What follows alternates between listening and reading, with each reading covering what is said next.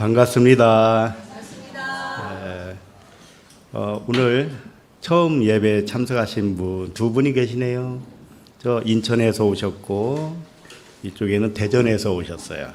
네, 우리 뜨거운 박수로 환영하겠습니다.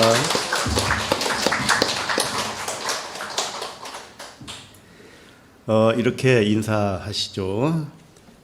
좀 길어요. 몸이 마음을 제한하도록 허용하지 맙시다.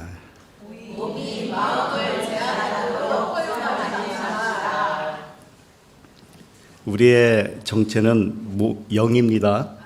예, 영 외에는 실제가 아니에요. 다시 말해서 영 바깥에는 아무것도 없습니다. 이것이 우리가 궁극적으로 배워야 할 과제예요. 그런데 몸이 있잖아요. 우리 마음 바깥에 몸이 있잖아요. 이걸 어떻게 하란 말인가? 영 외에는 실제가 아니라는 깨달음을 통해 천국이 회복되기 때문입니다. 천국은 영의 영역이에요. 천국은 장소적인 개념이 아니고요. 완전하게 하나인 상태를 알아차린 마음이 천국이에요. 우리 자신들이 천국입니다. 하나인 상태의 바깥에는 아무것도 없다는 그 알미 천국에서의 삶입니다. 아버지와 온 아들이 하나인 상태이기 때문에 아버지와 떨어져 살지도 않고 있죠. 우리는 완벽하게 아버지와 하나로 연결되어 결합되어 있습니다.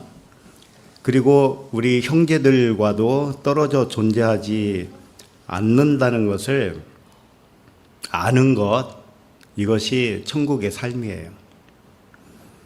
실제로 영의 마음은 하나로 연결되어 있어요. 너희가 내 안에, 내가 너희 안에 있다고 하시지 않습니까?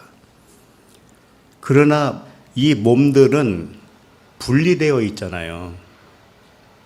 그래서 몸은 분리의 도구예요.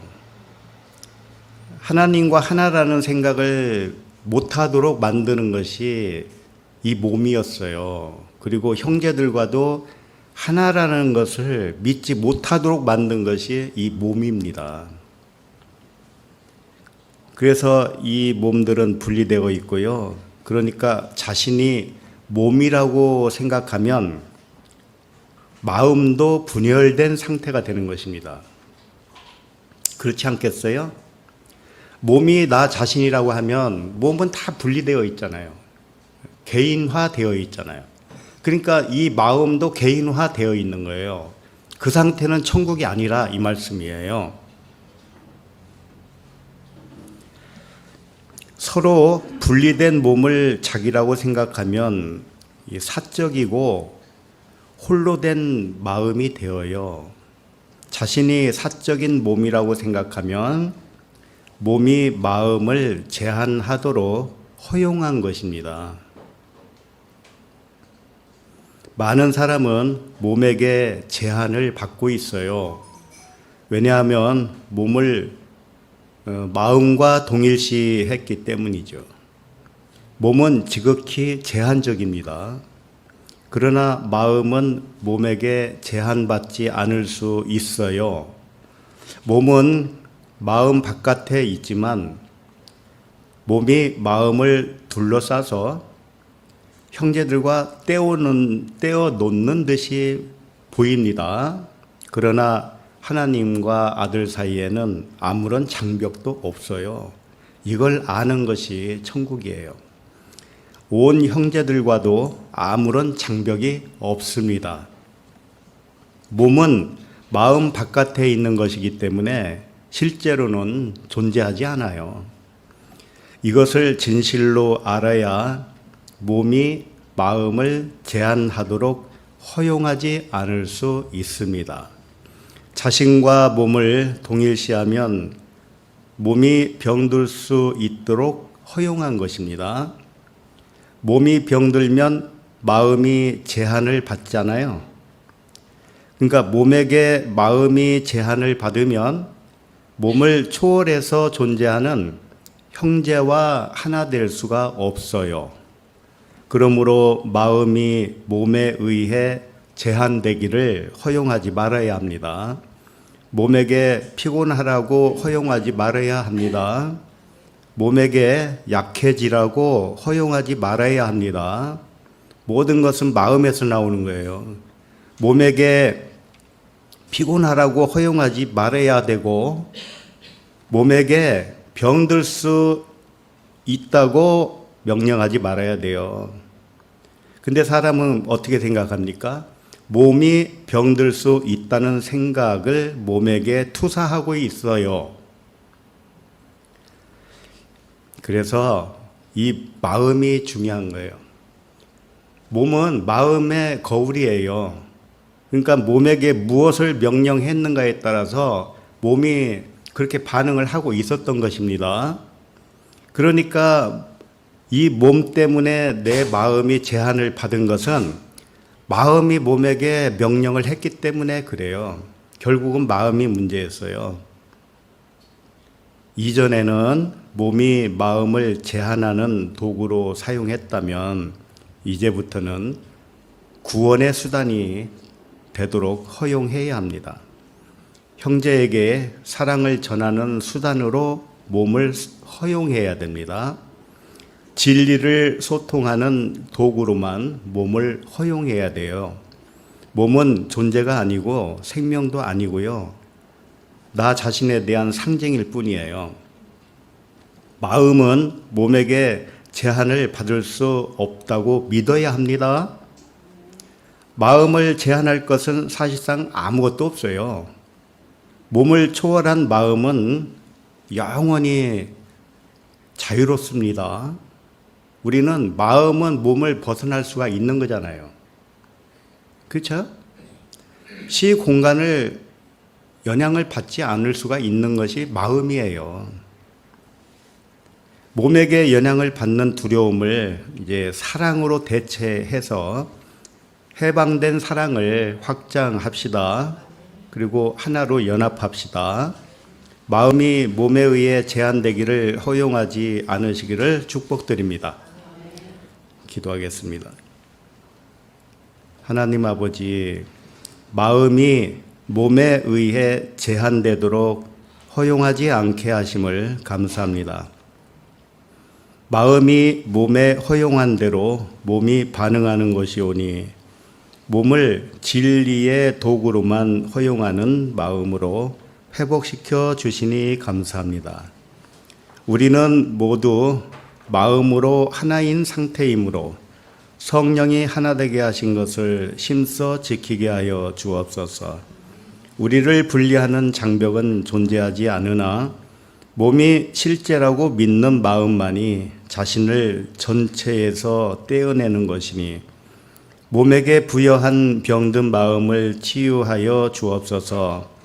몸과 시간과 거리와 장소를 초월하여 하나인 상태만 인식하는 온전한 아들로 회복시켜 주옵소서. 감사드리며 예수 그리스도 이름으로 기도합니다. 아멘. 하나님 말씀은 마태복음 1장 1절로 17절입니다.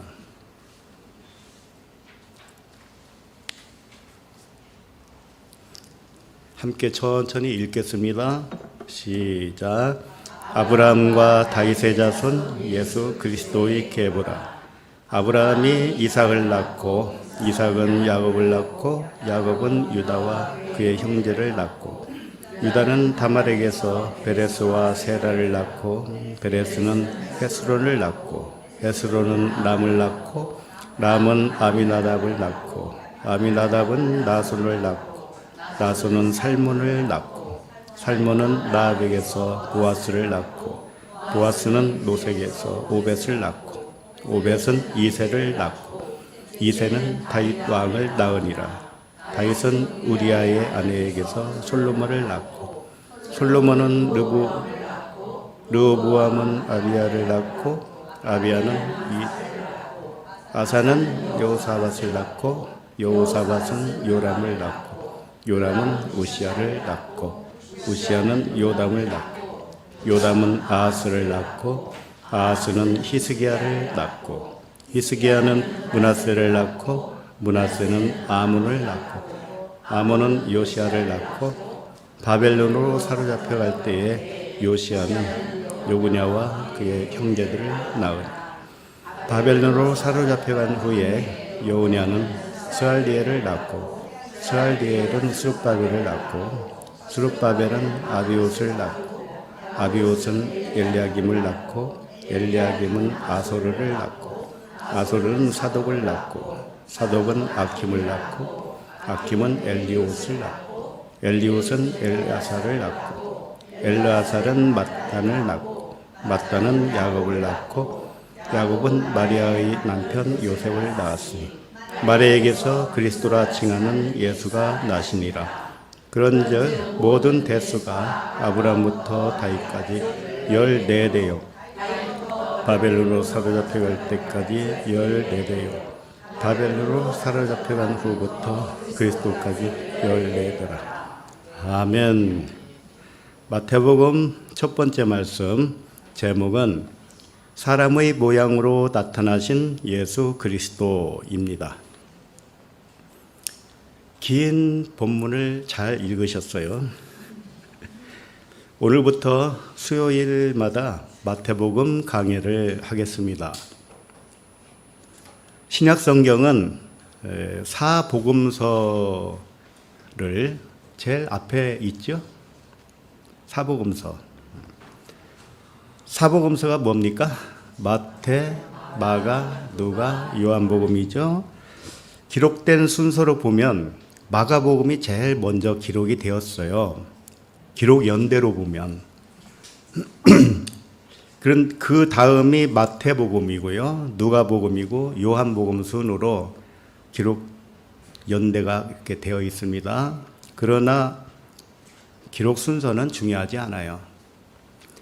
마가복음보다 마태복음을 가장 앞에 놓은 이유는 무엇일까요? 뭐 다 알 수는 없죠. 기록한 사람 마음이겠죠. 그런데 우리가 알 수 있는 부분이 있어요. 그것은 사복음서는 각각 강조점이 달라요.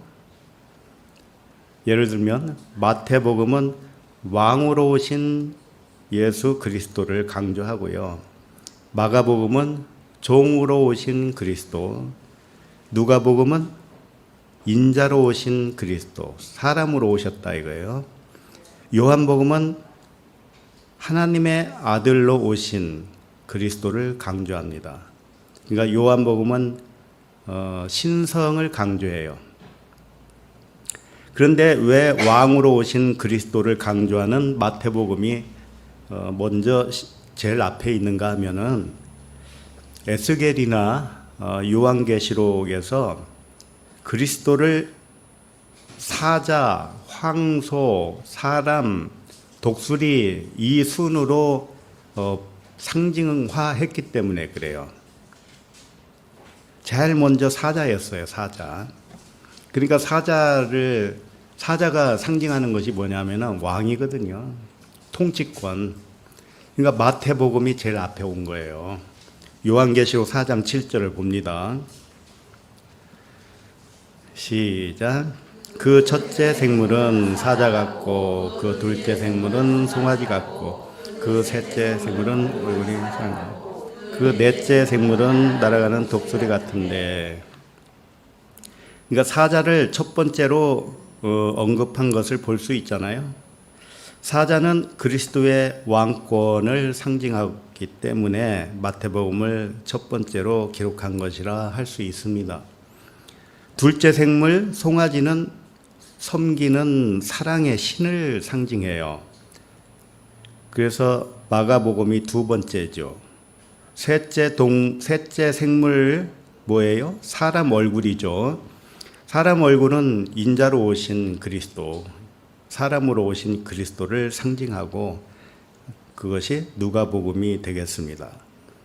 넷째 생물 독수리는 영으로 오신 그리스도, 신으로 오신 그리스도를 상징하고 요한복음이 네 번째이죠. 이것을 사복음서라고 합니다. 그런데 사복음서 말고 공관복음이라고 들어봤을 거예요.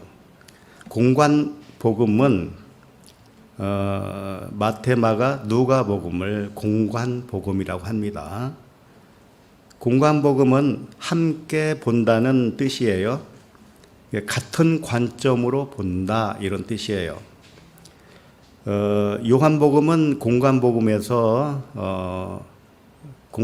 속하지 않죠. 그래서 세 복음서는 내용과 구조가 비슷해요. 그래서 이 나란히 놓고 비교하면서 읽기가 좋습니다. 그러나 요한복음은 공관복음에 속하지 않은 이유가 있어요. 요한복음은 내용과 구성과 표현이 공관복음과 많이 다르기 때문이에요. 요한복음의 주제는 하나님의 아들 그리스도에 초점을 맞추고 있습니다. 하나님의 아들은 사람이 아니라 그리스도라는 영적 존재임을 강조하는 거예요. 그래서 공관복음은 그리스도의 출생을 사람의 혈통에서 설명을 했어요. 오늘 읽었잖아요, 본문. 아브라함과 다윗의 자손 예수 그리스도의 계보라 그랬잖아요. 그런데 요한복음은 시작부터 달라요. 태초에 말씀이 계시니라 그런단 말이에요. 그 말씀이 나야 그런 거예요. 이 얼마나 달라요? 요한복음은 철저하게 예수 그리스도가 신이라고 선포한 것이에요. 아무튼 머지않아 요한복음도 자세히 살펴보게 되겠습니다.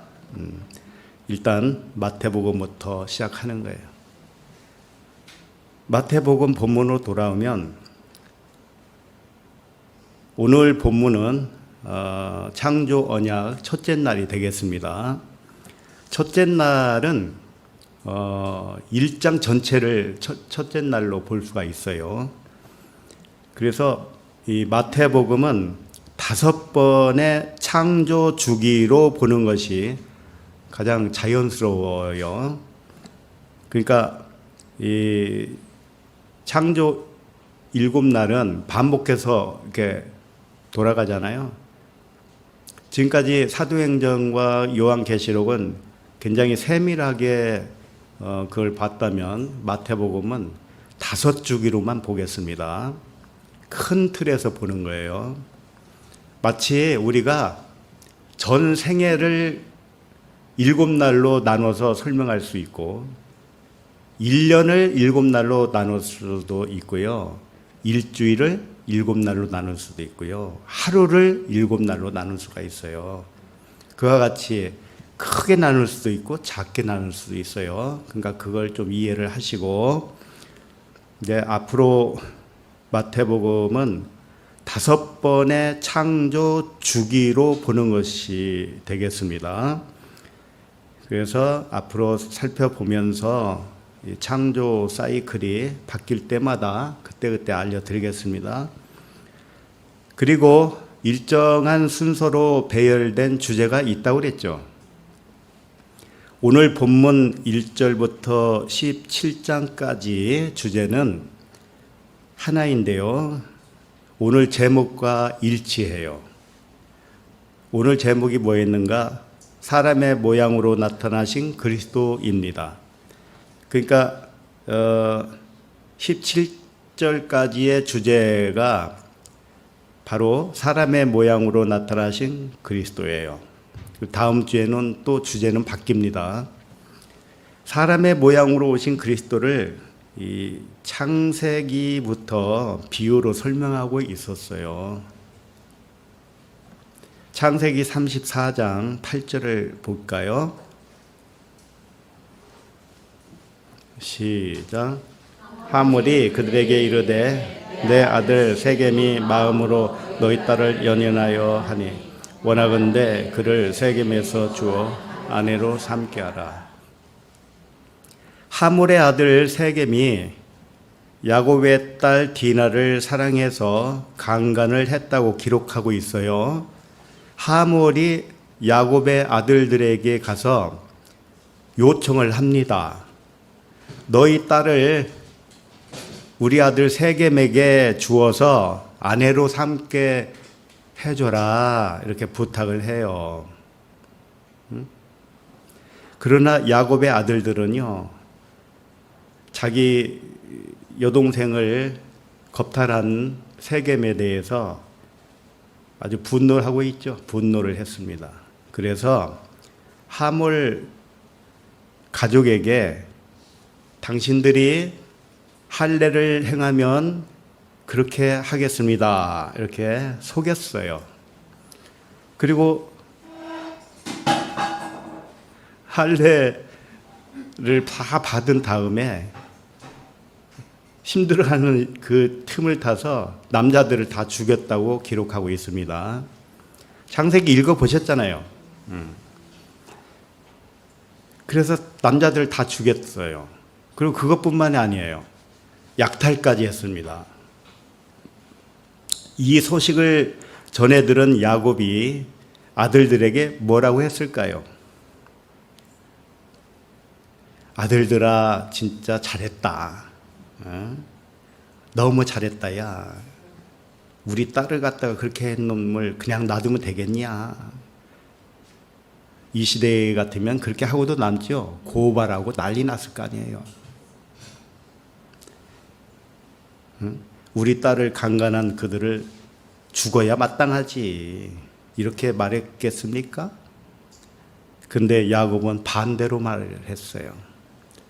너희들이 나에게 큰 화를 끼쳤구나, 이런단 말이에요.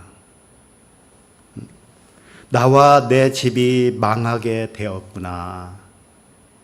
야곱이 이렇게 한탄을 한다니까요. 왜 야곱이 이렇게 한탄을 했을까요? 디나는 사람의 육체를 의미해요. 우리 사람의 육체. 세겜은 그리스도를 상징하기 때문입니다. 이걸 깨닫지 못한 아들들이 원망했던 거고 원망스러웠던 거고, 야곱은 이걸 알았기 때문에 깨닫지 못한 것이 뭐예요? 그게 멸망이잖아요. 그렇습니다. 그러니까 그리스도가 사람의 모양으로 나타난 것이 뭐예요? 세겜이 야곱을 겁탈한 것과 똑같은 거예요. 디나를. 잘 듣고 계시구만.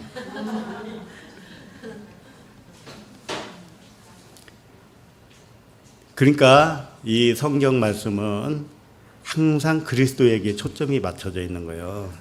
창세기 보면은 하나님의 아들들이 사람의 딸들을 사모했다고 그래요. 사랑했다고 그러잖아요. 그래가지고 사람들의 딸과 결혼했다고 그러잖아요. 그게 뭐겠습니까? 우리가 하나님의 영 그리스도로서 이 육체를 입은 거예요. 그걸 말하는 거예요. 이걸 깨닫지 못하면 이 성경이 사람의 교훈이 돼버려요. 그 누룩이라고 한 거예요. 그걸 누룩이라고. 디모데후서 4장 22절을 봅니다. 시작. 나는 주께서 내 심령에 함께 계시기를 바라노니 은혜가 너희와 함께 있을지어다. 예. 그리스도께서 너희들 심령에 함께 계시기를 바란다는 뜻이잖아요.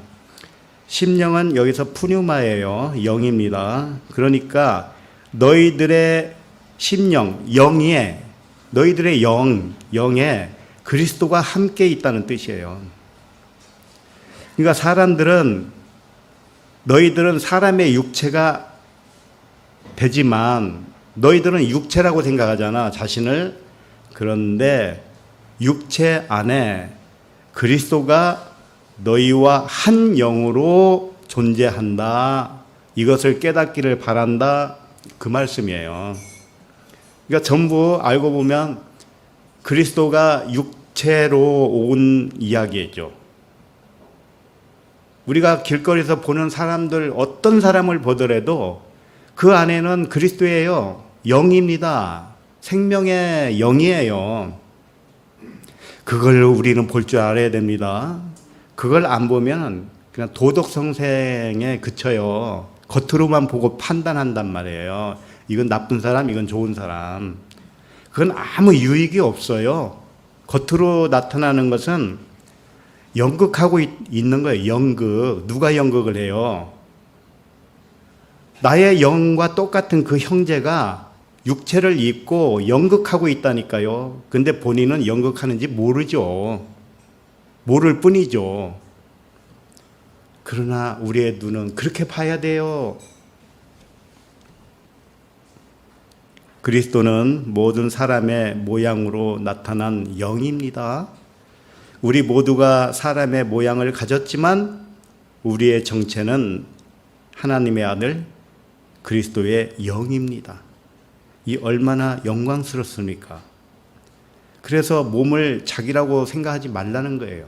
그러니까 몸에게 사랑 이외에는 허용을 하지 말라는 거예요.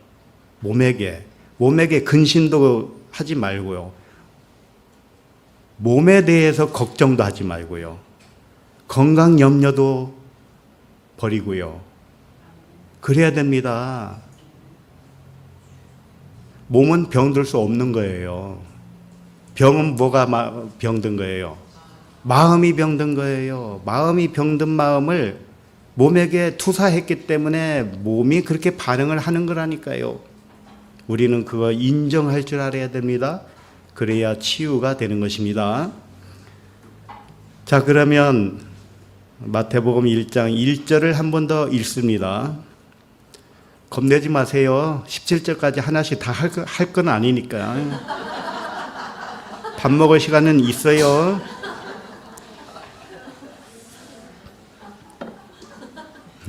(1절) 시작. 아브라함과 다윗의 자손 예수 그리스도의 계보라. 예수 그리스도께서 아브라함과 다윗의 자손이라고 했어요. 그리스도가 사람의 자손이 될 수 있나요? 사람의 자손이 될 수 없죠. 그런데 사람의 자손이라고 기록을 하고 있단 말이에요. 그리스도는 하나님의 아들입니다. 그러므로 여기서는 예수 그리스도의 육체적인 혈통을 의미하는 거예요. 예수 그리스도라고 일컫는 예수, 이 육체의 혈통을 지금 말하고 있는 거예요. 로마서에서는 이렇게 말씀하잖아요. 그의 아들에 관하여 말하면 육신으로는 다윗의 혈통에서 나셨고 성결의 영으로는 하나님의 아들 예수 그리스도라고 했습니다. 그러니까 지금 마태복음에서의 그 족보는 육신으로서의 다윗의 혈통, 아브라함의 혈통을 말하고 있는 거예요. 그러니까 예수 그리스도께서 육신으로는 아브라함과 다윗의 자손에서 태어났다, 이런 뜻입니다. 그런데 아브라함이나 다윗이나 족보에 등장하는 모든 인물의 정체는 그리스도라는 걸 아셔야 돼요.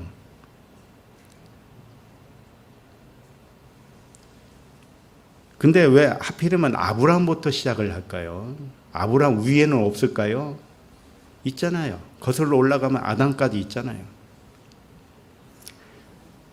그걸 이제 알기 위해서 아브라함이라는 뜻이 있어요. 아브라함의 뜻이 뭐예요? 열국의 아버지. 아브라함의 정체가 무엇인지 이름으로 알려주고 있는 거예요. 뭐냐? 아브라함은 하나님 아버지를 상징한 인물이에요. 아브라함이라는 사람 자체, 사람의 모양은 그냥 아브라함이라는 개인이지만 그 이름이 알려주고 있는 상징적인 그 아브라함의 정체가 뭐냐? 아버지라는 겁니다. 아버지. 아브라함의 정체가 아버지예요. 아브라함의 정체는 사람이 아니고 하나님 아버지인데 아버지와 하나인 그리스도를 상징하는 거예요. 왜 그러냐면 예수께서 말씀하시기를 나와 아버지는 하나이니라 그랬잖아요. 그러니까 아브라함도 그리스도라는 뜻이에요. 그리스도는 하나님의 아들이지만 하나님 아버지와 성분이 하나예요. 성분이. 성품이 똑같다 이 말씀이에요. 성질이 똑같다 이 말씀이에요. 그러므로 아브라함을 그리스도로 보아야 하는 것입니다. 예수님의 육체로는 아브라함의 자손이 맞아요. 그러나 영으로는 아브라함의 영과 하나인 것입니다. 그러니까 이 그리스도는 아브라함 또는 이삭에 계속 계보를 타고 내려왔지만 그 아브라함 자신이 그리스도라는 뜻이고 다윗 자체가 그리스도라는 뜻이에요.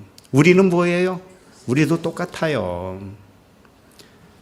그러나 유대인들은 아브라함을 육적인 조상으로만 믿고 있었던 것입니다. 지금도 마찬가지예요. 이스라엘 사람들은 거의 그래요. 아브라함을 자기 조상이라고 하고 아버지라고 해요. 요한복음 8장 39절을 봅시다.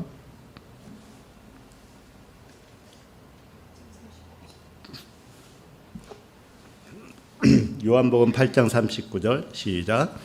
대답하여 이르되 우리 아버지는 예수께서 이르시되 너희가 아브라함의 자손이면 아브라함이 행한 일들을 할 것이기는. 유대인들은 아브라함의 정체를 그리스도로 알지 못했습니다. 그들은 아브라함을 육적인 혈통의 조상으로만 믿었던 거예요. 그래서 아브라함을 아버지라고 한 겁니다. 그래서 아브라함을 이스라엘의 아버지 이렇게 통했던 거예요. 근데 예수님이 뭐라고 그래요? 그러면 아브라함이 너희 아버지면은 아브라함이 행한 일들을 너도 해야 될 거 아니냐. 응? 아브라함의 자손이면은. 근데 너희들이 하는 걸 보면은 아브라함하고는 전혀 다르다. 이 얘기를 한 거죠. 그러나 예수님의 말씀은 아브라함이 이스라엘의 아버지가 아니라고 하십니다. 요한복음 8장 44절도 봅니다. 시작. 너희는 너희 아비 마귀에게서 났으니 너희 아비의 욕심대로 너희도 행하고자 하느니라. 그는 처음부터 살인한 자요 진리가 그 속에 없으므로 진리에 서지 못하고 거짓을 말할 때마다 제 것으로 말하나니 이는 그가 거짓말쟁이요 거짓의 아비가 되었습니다. 유대인들이 아브라함을 아버지로 믿으면 아브라함을 마귀로 만든 것이라고 하셨어요. 아브라함을 사람의 육체대로 믿으면 너희들도 마귀에게서 태어난 마귀의 자손이다. 이렇게 말씀하신 거예요. 아셨죠? 우리도 마찬가지입니다. 우리가 형제를 육체대로 믿으면 그 형제가 마귀가 되는 것이고 그렇게 믿는 나도 마귀가 되는 거예요. 아셨어요? 아브라함이라는 사람은 단지 그리스도가 몸으로 나타내 보인 형상에 불과한 것입니다. 그러므로 누구든지 아브라함의 자손이라고 하지 말라는 뜻이에요. 예수 그리스도도 영으로는 아브라함의 자손이 될 수 없어요. 육으로만 아브라함의 자손이 되는 것이에요. 육으로만. 육으로 난 것은 육이요 영으로 난 것은 영이다. 요한복음 8장 58절을 읽어보겠습니다. 시작. 예수께서 이르시되 진실로 진실로 너희에게 이르노니 아브라함이 나기 전부터 내가 있느니라 하시나. 예수님은 뭐라고 그래요? 아브라함의 자손이 아니라는 거예요. 자기가. 아브라함이 생기기도 전에 있었다는 거예요. 그러니 누구의 자손이라 할 수 있느냐 이거죠. 예수 그리스도 자신의 탄생에 대하여 말씀한 거잖아요. 아브라함이 나기 전부터 내가 있었느니라. 하나님의 아들 그리스도는 땅에서 탄생하지 않았습니다. 하나님의 아들 그리스도는 창세 전부터 존재한 거예요. 우리는요. 우리도 똑같아요. 하나님이 아들 하나만 창조하셨기 때문에 아들 그리스도를 창조하는 순간에 우리가 다 그때 창조된 거라니까요. 한 일순간에. 그때가 언제인지는 말하기 참 어렵지요. 기억이 안 나니까. 그러나 분명히 성경은 뭐라고 그래요? 창세 전에 있었다고 합니다. 세상이 생기기 전에, 우주 만물이 생기기 전에 우리가 있었어요. 태초에 하나님이 자신을 확장했습니다. 태초에, 그때가 언제인지 모르지만 확장해서 아들을 창조하신 거예요. 그때 그리스도가 태어난 겁니다. 그러니까 우리의 정체도 예수 그리스도와 동일한 아들이기 때문에 우리 자신을 몸이라고 믿지 말아야 돼요. 이제 몸을 초월하세요. 몸을 초월하세요.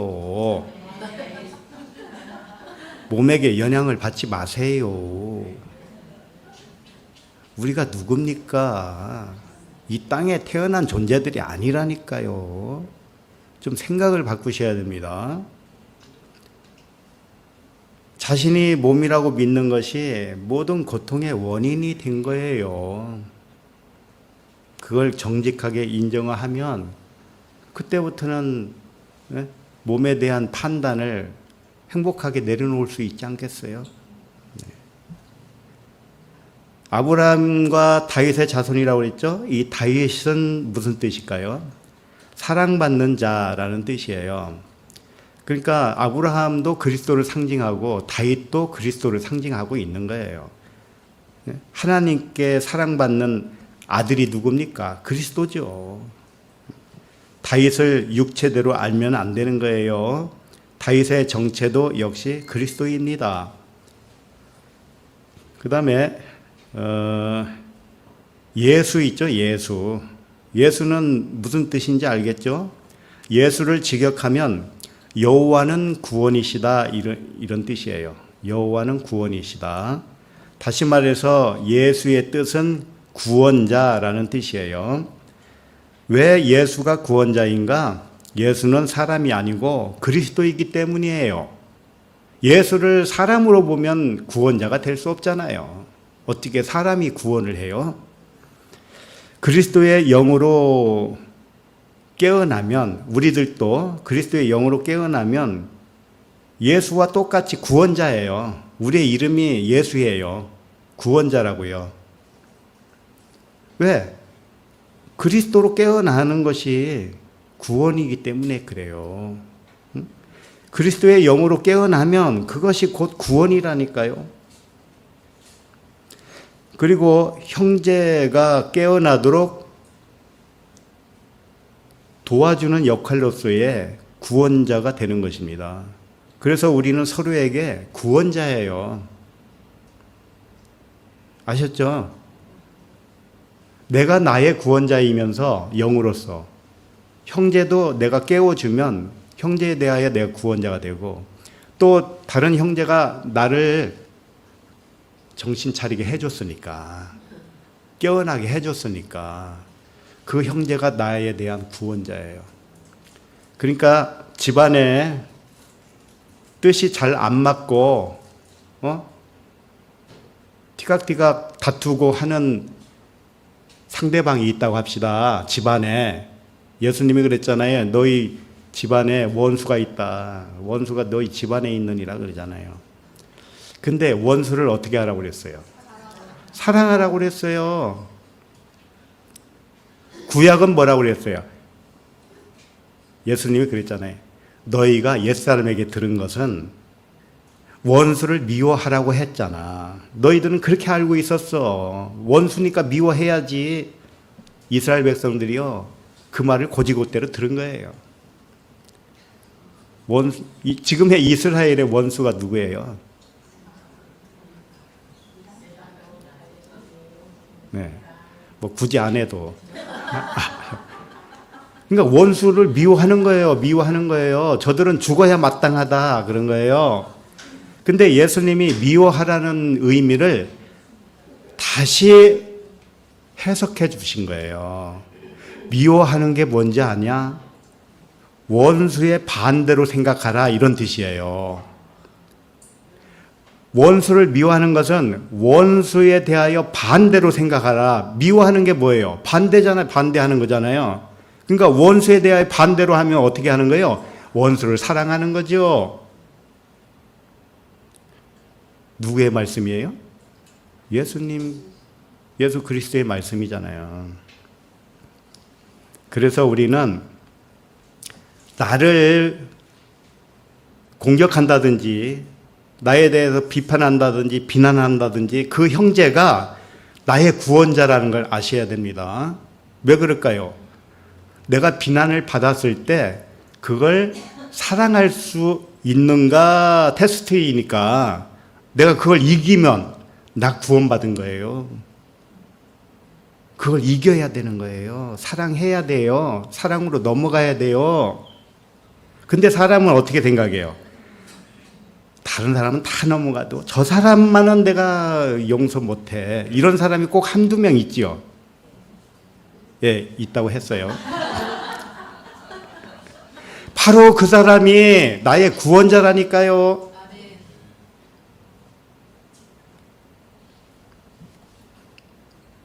자, 그 다음에 그리스도는 무슨 뜻이냐? 그리스도는 기름 부음을 받은 자라는 뜻입니다. 기름은 영을 상징해요. 영. 그러니까 육체에 영을 부어주셨다. 이게 기름 부음을 받은 자예요. 그러니까 그리스도는 영이란 뜻입니다. 자, 요한복음 1장 41절을 읽어봅니다. 시작. 그가 먼저 자기의 형제 시몬을 찾아 말하되 우리가 메시아를 만났다 하고 메시아는 그리스도를 만났다. 메시아를 만났다 하고 메시아는 번역하면 그리스도다 그랬어요. 그러니까 메시아와 그리스도는 같은 거예요. 메시아는 히브리어로 메시아라고 그러고 그리스도는 헬라어예요. 그러나 의미는 같아요. 무슨 뜻이라고요? 기름 부음을 받은 자. 이게 메시아이고 그리스도예요. 그러니까 번역을 하면은 메시아를 번역하면 그리스도다 이렇게 분명히 말씀하잖아요. 자, 그런데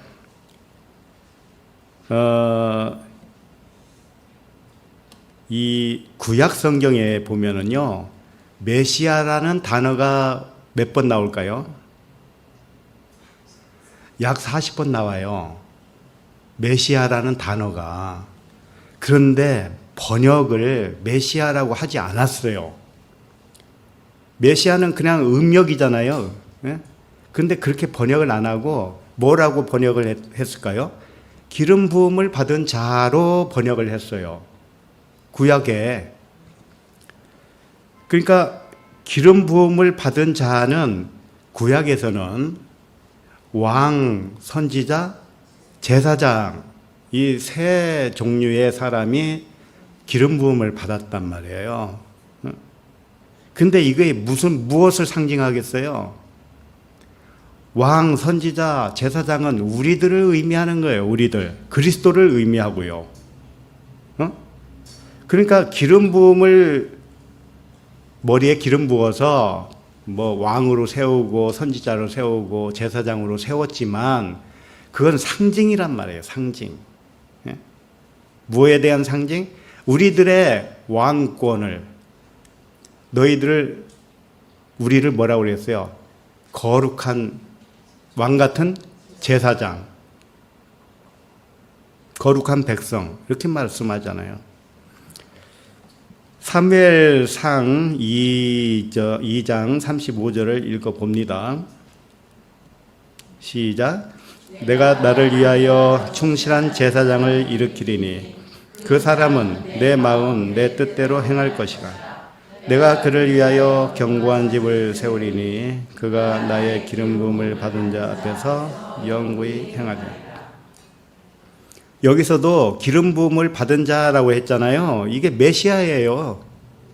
원어를 보면 그냥 메시아로 돼 있어요. 하나님이 진실로 세우신 제사장은 하나입니다. 그리스도라는 제사장이죠. 근데 우리를 뭐라고 했냐면 왕 같은 제사장들이라고 그랬잖아요. 우리를. 그러니까 예수님은 우리의 큰 대제사장입니다. 대제사장이에요. 예수님으로 말하면. 그리고 우리는 그냥 제사장이에요. 예수님이 왜 큰 대제사장일까요? 우리에게 진리의 본을 보여주셨기 때문에 그래요. 본을 보여주시지 않았으면 누가 믿을 수 있겠어요? 그래서 예수님은 우리의 거울이고요. 우리의 본보기예요. 그래서 큰 대제사장이란 말이에요.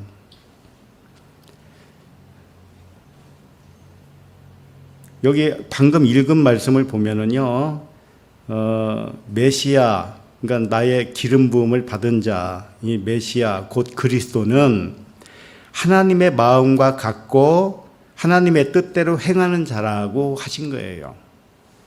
우리가 하나님의 아들인 것이 어떻게 나타나느냐? 하나님의 마음과 같아질 때 나타낼 수 있는 것이고, 하나님의 뜻대로 행할 때 그때 내가 회복되었다. 하나님의 아들로 회복되었다. 이렇게 말할 수가 있는 거예요. 그래서 내 뜻대로 마옵시고 아버지의 뜻대로 되기를 원합니다. 이렇게 돼야 되는 거예요. 아셨죠? 그러니까 내 뜻은 없어야 되는 거예요. 그를 위해서 견고한 집은 우리들을 의미합니다. 우리들이 기름 부음을 받은 그리스도와 더불어 영구히 행할 것이다. 이런 뜻이에요. 앞서 걸어가신 예수 그리스도의 발자취를 따라서 우리들도 깨어나면 그리스도 안에서 동일한 마음으로 행할 수가 있는 것입니다. 그걸 위해서 이렇게 말씀 듣고 배우고 하는 거예요. 그 날마다 실천해야 돼요. 삶 속에서. 사람으로 보면 안 돼요. 누구를 만나도요. 아시죠?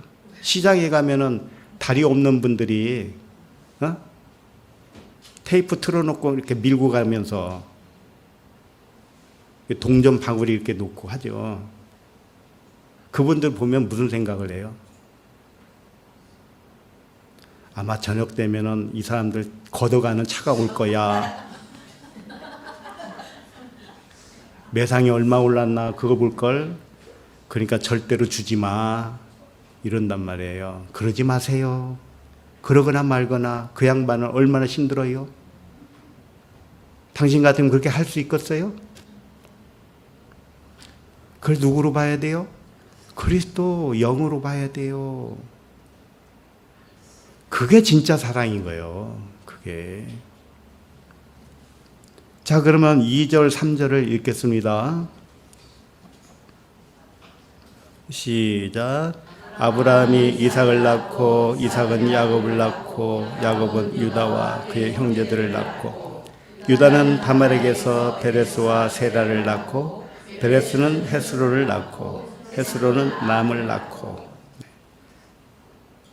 이 말씀을 특별히 읽은 이유는 뭐냐? 유다가 나오기 때문에 그래요. 아브라함과 다윗의 자손 이렇게 대표적으로 나왔잖아요. 근데 예수님이 누구 자손에서 나왔다고 했냐면 유다 지파에서 나왔다고 그랬어요. 그래서 유다가 중요한 거예요. 야곱의 12아들 중에서 유다가 예수님의 족보에 들어갔습니다. 이것은 유다 지파에서 그리스도가 나온다는 약속 때문이에요. 유다는 무슨 뜻이냐면 찬송하다예요. 찬송하다. 그러니까 찬송하리로다. 찬송할 수 있는 자가 누구냐? 하나님의 아들밖에 없는 거예요. 창세기 49장 10절을 봅니다. 시작. 주가 유다를 떠나지 아니하며 통치자의 지팡이가 그 발 사이에서 떠나지 아니하기를 실로가 오시기까지 이르리니 그에게 모든 백성이 복종하리로다. 아멘. 여기서 실로가 오기까지 유다를 떠나지 않는다는 뜻은 뭐냐? 실로는 평화를 만드는 자라는 뜻이에요. 실로가.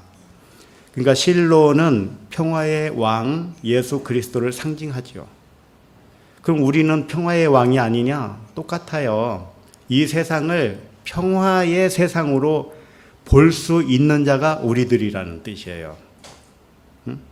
평화를 만드는 자라고 하니까 이 세상을 파라다이스로 만드는 자 이런 뜻이 아니고요.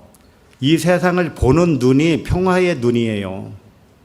내 마음이 평화이면 내가 보는 모든 세상도 평화입니다. 그렇게 할 수 있는 자가 그리스도라는 뜻이에요. 히브리서 7장 14절도 봅니다. 시작. 우리 주께서는 유다로부터 나신 것이 분명하도다. 이 지파에는 모세가 제사장들에게 관하여 말한 것이 하나도 없고. 네. 유다 지파에서 예수 그리스도가 태어난다는 것은 예언이 분명하다 이런 뜻이죠. 유다 지파에 대하여는 모세가 제사장들에 관하여 말한 것이 하나도 없다고 해요. 그게 무슨 뜻이냐면 유다 지파에서 진정한 제사장이 태어나기 때문에 율법에 따른 제사장은 유다 지파에 해당되지 않아요. 우리에게 본을 보여주신 큰 대제사장이 유다 지파에서 나오기 때문에 혈통적인 제사장을 언급하지 않았다 이런 뜻입니다. 그리스도는 우리들도 왕 같은 제사장이라고 안 했습니까? 우리들도 그렇죠? 그러니까 그리스도는 율법을 따라 혈통적인 제사장이 아니다 이런 뜻이에요. 알았어요? 우리가 제사장이라고 할 때는 육적인 제사장이 아니다 그런 뜻이에요. 그러면 무슨 제사장이냐? 불멸의 생명을 따르는 하늘의 제사장이에요. 영원한 생명을 따르는 제사장. 창세기에서 그걸 멜기세덱을 통해서 보여준 거예요. 시작도 없고 끝도 없는 멜기세덱의 반차를 따르는 제사장. 바로 그리스도다. 이렇게 말씀을 하고 있는 것입니다. 그래서 이것이 유다 지파에서 그리스도가 나온다 이런 뜻입니다. 자, 그러면 오늘 본문 16절을 읽어보겠습니다.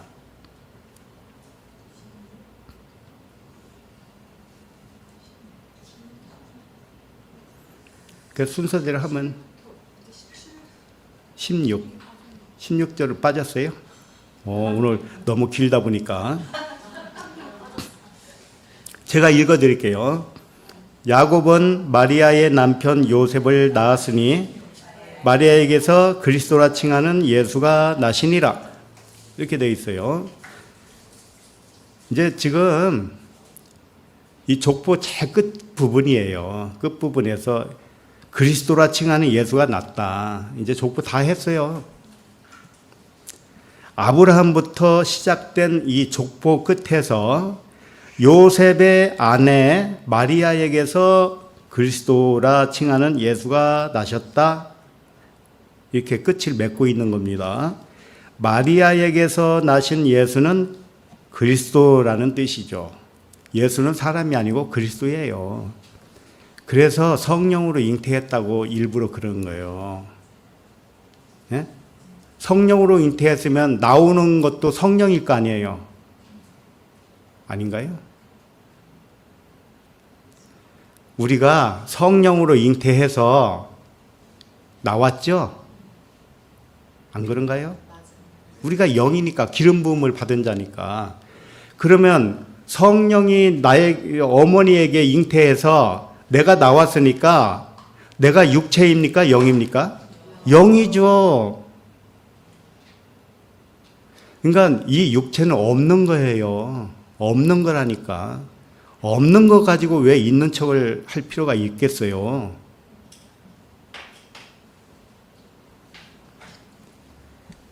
예수 그리스도의 모양은 사람이지만 우리도 사람이잖아요. 그런데 예수는 육체가 아니고 그리스도다. 우리도 육체가 아니고 영이다. 그리스도의 영이다. 이걸 한시도 잊으면 안 돼요. 이걸 잊으면 어떻게 되느냐? 몸으로 돌아가, 자꾸 몸으로. 아이고, 오늘은 뭐 먹을까? 아이고, 오늘 아프면 어떻게 하지? 아이고, 일하다 보면 피곤할 텐데.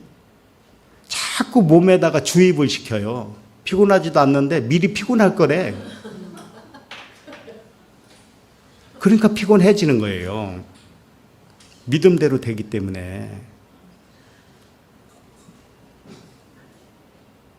자, 그러면 마지막 17절을 읽겠습니다. 17절 시작. 그런즉 모든 대수가 아브라함부터 다윗까지 14대요 다윗부터 바벨론으로 사로잡혀 갈 때까지 14대요 바벨론으로 사로잡혀간 후부터 그리스도까지 14대더라. 예. 아브라함부터 예수 그리스도까지 14대, 14대예요. 근데 이 14대가 몇 번이에요? 3번이죠. 3번. 다 합하면 몇 세대예요? 42세대예요. 이걸 달로 말하면 42달이잖아요. 많이 들어봤죠? 42달. 42달을 12로 나누면 1년씩 이렇게 하면 몇이에요? 3년 반이에요. 3년 반. 3년 반 어디서 많이 안 들어봤어요? 들어봤죠? 계시록에서 들어봤잖아요. 그러니까 예수님이 지상 사역을 한 것이 3년 반이었습니다. 왜 3년 반이냐 하면은 육신의 혈통 3.5, 3년 반. 육신의 혈통이 그리스도로 변하는 기간도 3년 반 해서 합하면 7년이 돼요. 그러니까 7 언약이 완성, 이것을 의미하는 거예요. 그러니까 예수님이 3년 반 동안 사역하신 것은 그리스도로 완성하셨다는 뜻이에요. 7날의 언약으로 완성하셨다, 이런 뜻이란 말이에요. 아브라함부터 예수 그리스도까지의 세대가 42세대인데 그리스도의 나타나심으로 창조 7날의 완성이 이루어졌다, 이런 뜻입니다. 그 14대가 3번으로 완성했다는 뜻은 3일길로 완성을 했다는 뜻이에요. 14대, 14대의 의미는 뭐냐? 4는 광야의 숫자잖아요. 그러니까 광야가 4번이 아니고 10번 완성되었다, 이런 뜻이에요. 그래서 14대예요, 14대. 4시 10로 완성되었다. 광야를 10번에서 완성되었다, 이런 뜻이에요. 3일길이 뭐냐 잘 아시겠지만 오늘과 내일은 귀신을 쫓아내며 병을 고치다가 제3일에는 완전하여지리라. 이게 3일길입니다. 그러니까 첫 번째 14대는 아브라함부터 다윗까지라고 했죠. 이건 뭐냐? 귀신이 쫓겨나는 그런 기간이다, 이런 뜻이에요. 아브라함과 다윗을 육체를 따라 알면 어떻게 되느냐? 아브라함과 다윗이 귀신이에요. 마귀란 말이에요. 근데 그걸 이제 알아차려요. 아브라함부터 시작해서 다윗 때까지 오는 동안에 14대 동안에 깨달아요. 뭘 깨달아요? 아브라함과 모든 그 대수에 등장하는 다윗 때까지의 모든 사람들이 사람이 아니고 그리스도구나. 이걸 깨달으면 귀신이 이제 쫓겨난 거예요. 그 다음에 그러니까 귀신이 떠나가는 14대가 14대가 오늘에 속한 거죠. 오늘과 내일 이렇게 할 때. 그 다음에 두 번째는 뭐예요? 내일에 해당되겠죠. 그때가 언제냐? 다윗부터 바벨론으로 사로잡혀 갈 때까지 14대. 이것은 병을 고치는 내일에 해당되죠. 병 고치는 거예요. 바벨론으로 왜 보냈을까요? 병 고치려고요.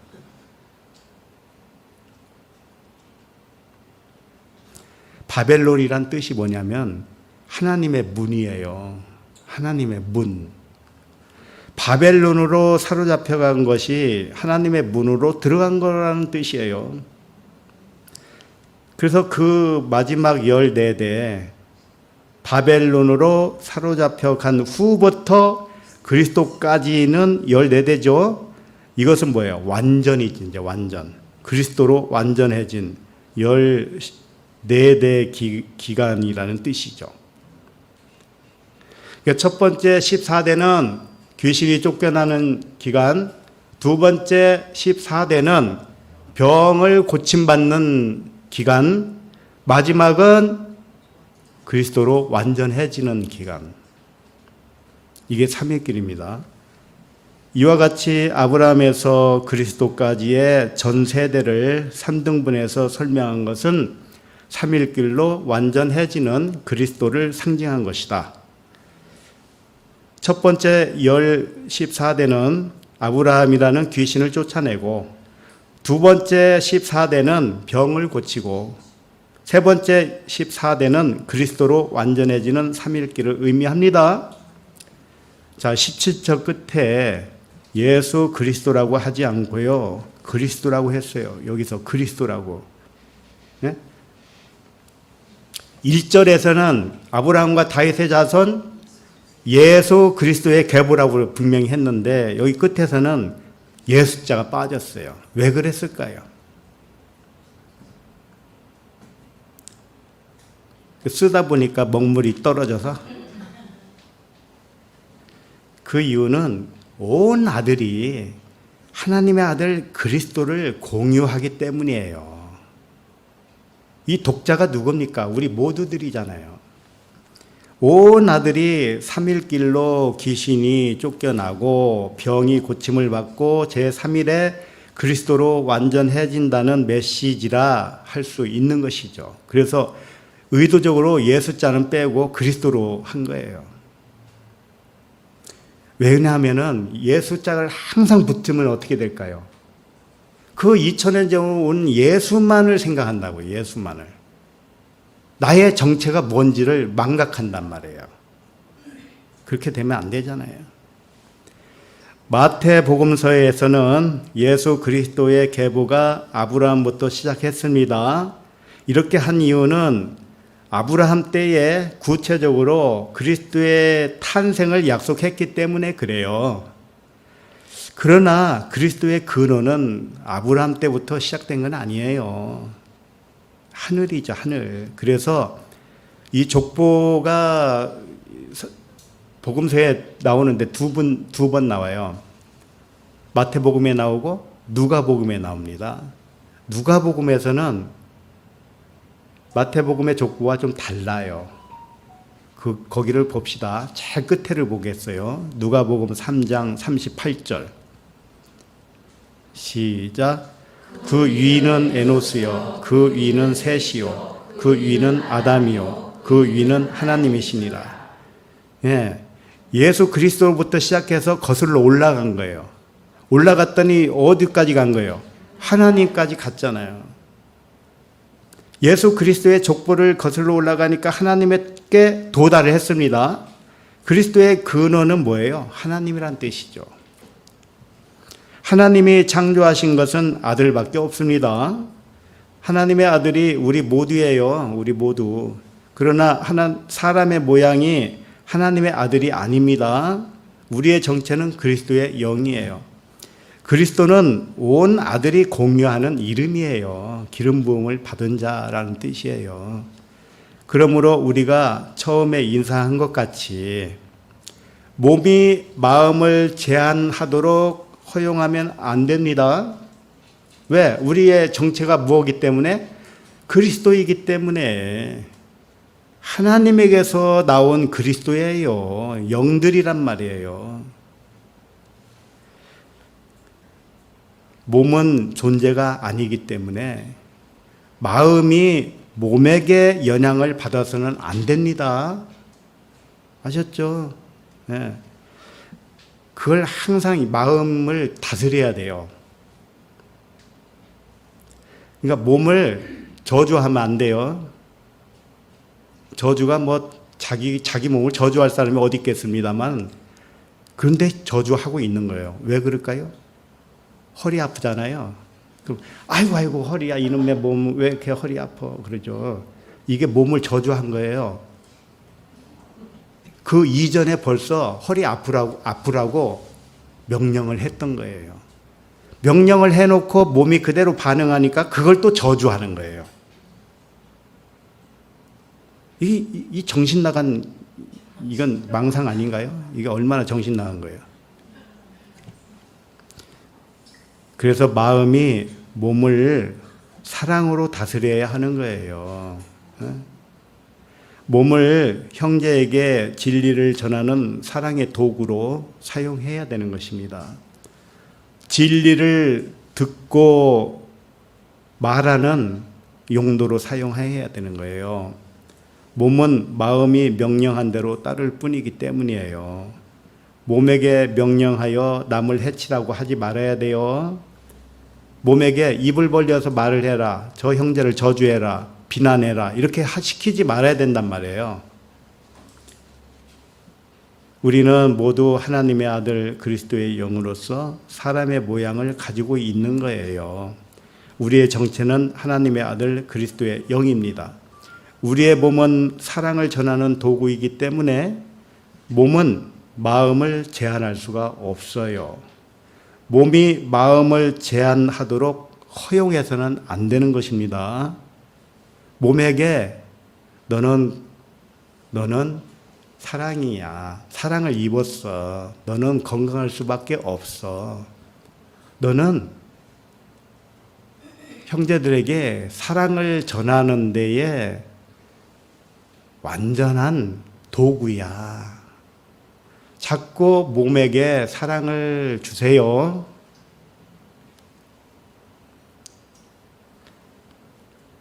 마태복음의 족보는 사람의 모양으로 오신 예수 그리스도를 증거합니다. 아브라함과 다윗은 육체적 조상이 아니라 그리스도를 예표하는 상징이었어요. 족보에 등장하는 모든 인물의 정체는 모두 그리스도의 영입니다. 14대 합하면 42대. 이것은 모든 아들이 그리스도 안에서 완성되는 영적 삼일길의 여정을 보여준 것입니다. 이 말씀을 들으시는 모든 분이 자신의 정체성을 확립하기를 바랍니다. 하나님의 사랑을 끝없이 확장시키는 하나님의 아들들이 되시기를 축복합니다. 기도하겠습니다. 하나님 아버지, 감추었던 마태복음을 열어주심에 감사를 드립니다. 보아도 깨닫지 못하고 들어도 알지 못하던 잠든 형제들을 깨워주시니 감사합니다. 예수 그리스도가 사람의 모양으로 나타났지만 성결한 영으로 항상 깨어 있듯이 사람의 모양으로 세상에 나타난 모든 아들을 깨워 주옵소서. 마태복음에 감추어진 천국 복음을 깨닫게 하시고 하늘의 만나를 풍성하게 내려주시고 날마다 천국 잔치를 열어 주옵소서. 감사드리며 예수 그리스도 이름으로 기도합니다. 아멘.